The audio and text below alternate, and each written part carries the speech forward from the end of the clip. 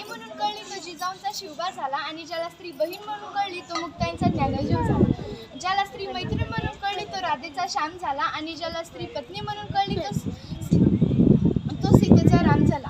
सन्माननीय व्यासपीठ, वंदनीय गुरुजन वर्ग व येथे जमलेल्या सर्व मित्रमैत्रिणींनो व महिला भगिनींनो, सर्वप्रथम आयुष्याच्या प्रत्येक टप्प्यावर आई, बहीण, पत्नी तसेच लेकीची भूमिका साकारणाऱ्या सर्व महिला भगिनींना जागतिक महिला दिनाच्या हार्दिक शुभेच्छा.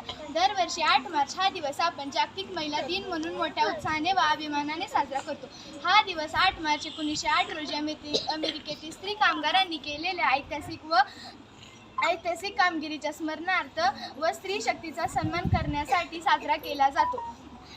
तरी आज भारतीय स्त्री प्रगती पथाकडे वाटचाल करीत आहे. जसे क्रांतीज्योती सावित्रीबाई फुले, इंदिरा गांधी, प्रतिभाताई पाटील, कल्पना चावला, किरण बेदी अशा अनेक स्त्रियांनी विविध क्षेत्रात अनमोल कामगिरी केली आहे. आज बस कंडक्टरपासून ते अंतराळवीरपर्यंत सर्व क्षेत्रात महिलांनी आपले अस्तित्व सिद्ध केले आहे.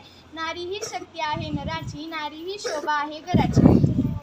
नमस्कार, मी सिंधुताई सपकाळ बोलते. वयाच्या केवळ 9व्या वर्षी माझा विवाह श्री आदी सपकाळ यांच्याशी झाला.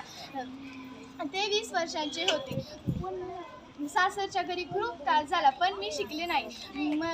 गर्भवती असताना जमीनदार दमड्याने खोटा प्रचार पसरवला व नवऱ्याने मारहाण केली, घोट्यात टाकले. तिथेच मुलगी जन्मली. माझी मुलगी अनाथाश्रमात ठेवली. मी 4थी पास आहे म्हणून मी खंत करत बसली नाही. मला येत नाही असं मी कधी म्हटलं नाही.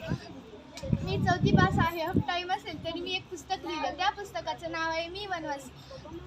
मी लिहिलेलं पुस्तक कर्नाटकात 10वीच्या अभ्यासक्रमाला आहे. तुम्ही कोणाची वाट पाहत आहात? असं सोडून जाणारे खूप असतात, सोबत येणारे